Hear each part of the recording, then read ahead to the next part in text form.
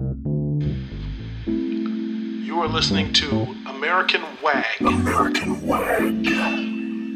where the mind is respected and the truth is sometimes detected.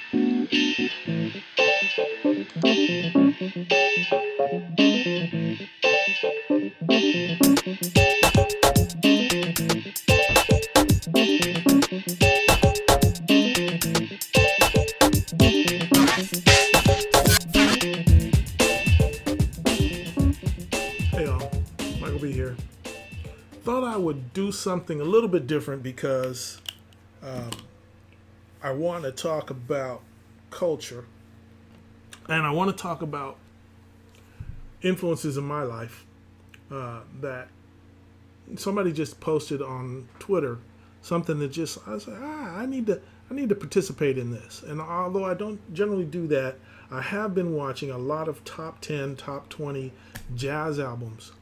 But today I'm going to do hip hop because I have a hip hop post coming up.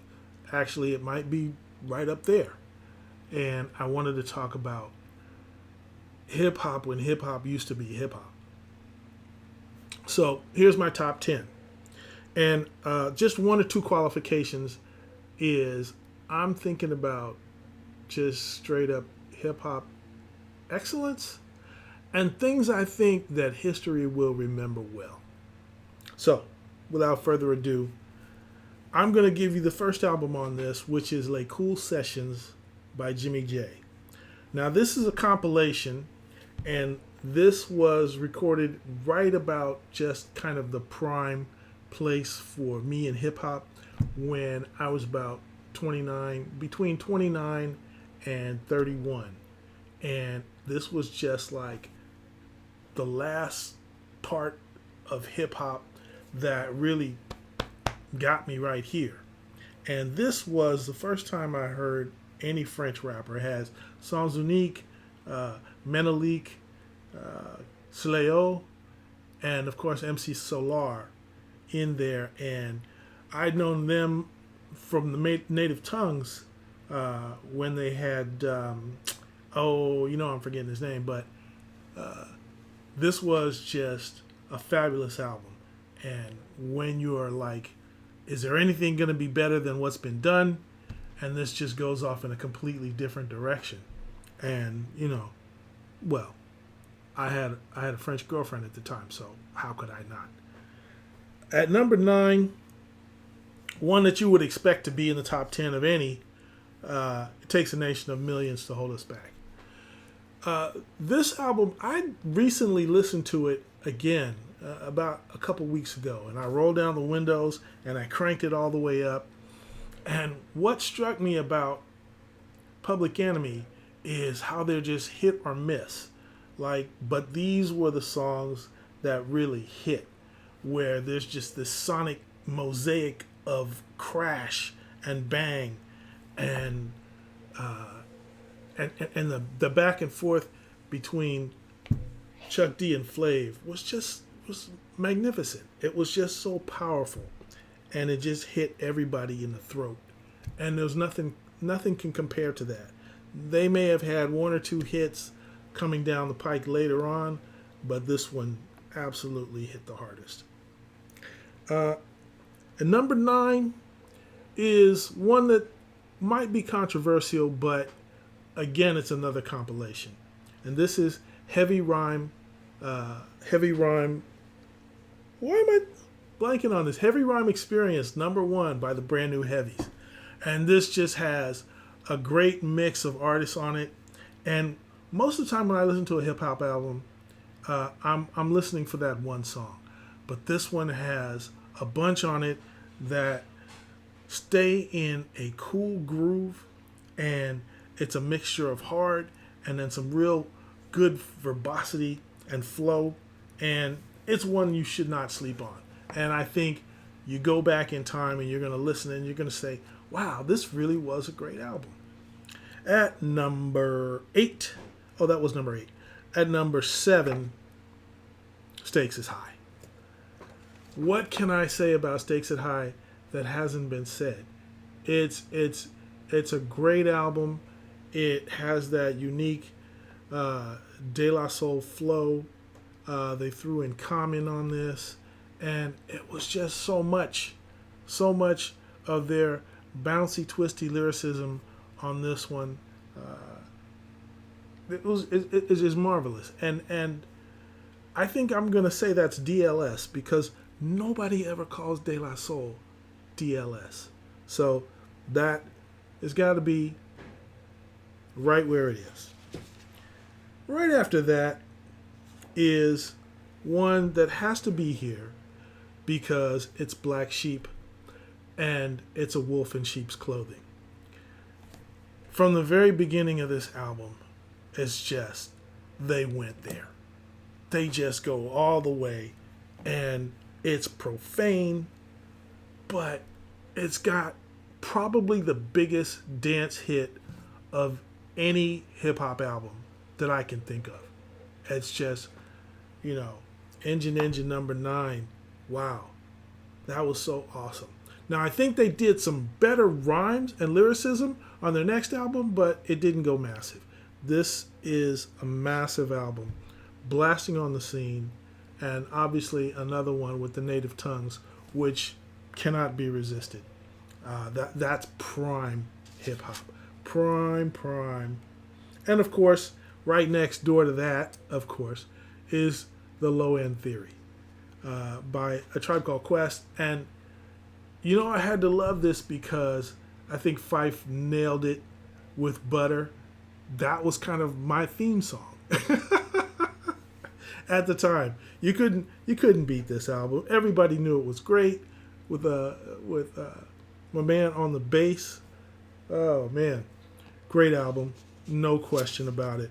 Right near. Now we're gonna go over to the top 4, and again, you should expect some controversy. But then if you listen to these albums, all right. So right at number 4, Chant Down Babylon. Chant Down Babylon, I have to say, is probably the last hip-hop album that I listened to.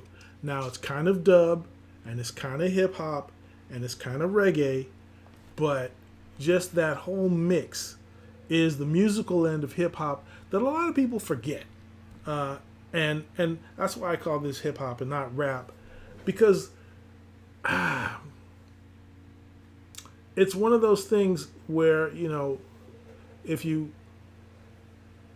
watch the movie and read the book, it's rare that the movie does better. And if you listen to the album and listen to the lyrics, it's rare that the music is worse than the lyrics. And for hip hop, it's got to be about the music. Otherwise, it's just rap. And then we could just we could talk about Eminem. But I hate to disappoint people, but Eminem, Kanye West, Wu-Tang are not on my top lists. But maybe we'll do a top 20, and we'll definitely get those in there.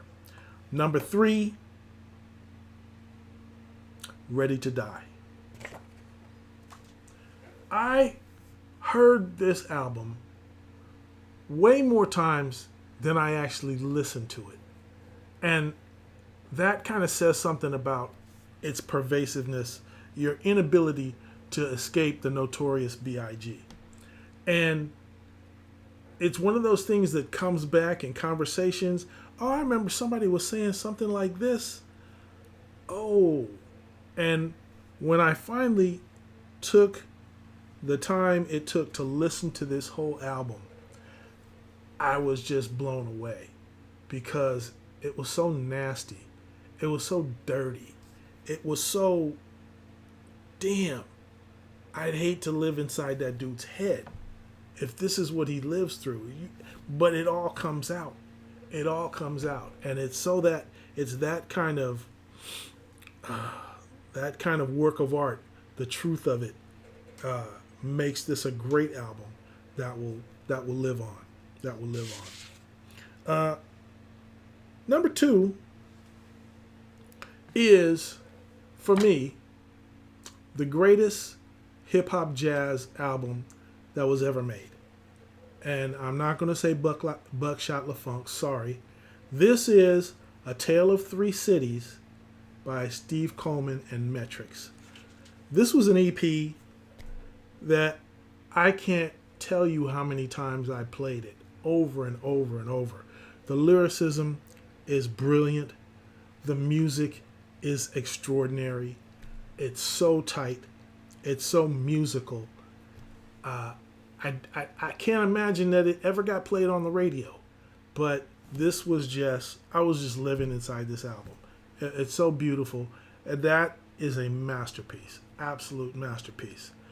And speaking of masterpiece, what could be at number one besides Lauryn Hill, Miseducation of Lauryn Hill? Now, I'd heard the Fugees, and I dug the Fugees. The Fugees remind me of driving from from Long Island into Midtown, and just Mona Lisa, and then Hot 97 with Ed and Dre. That's burned into my mind. But this album just came out of nowhere, it seeming like, and this is basically the hip hop equivalent of What's Going On by Marvin Gaye is to R&B. It just says everything. Lauryn Hill from the heart, popular, artistic, and with legs, and it was one that I didn't mind my toddlers listening to. So it has everything, and I think it's a classic. It was kind of an instant classic, and it's at the top of my list for the best hip hop albums.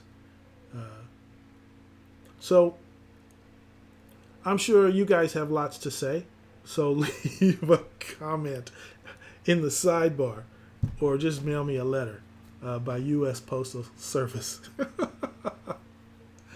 Ciao. You have been listening to American Wag. American Wag.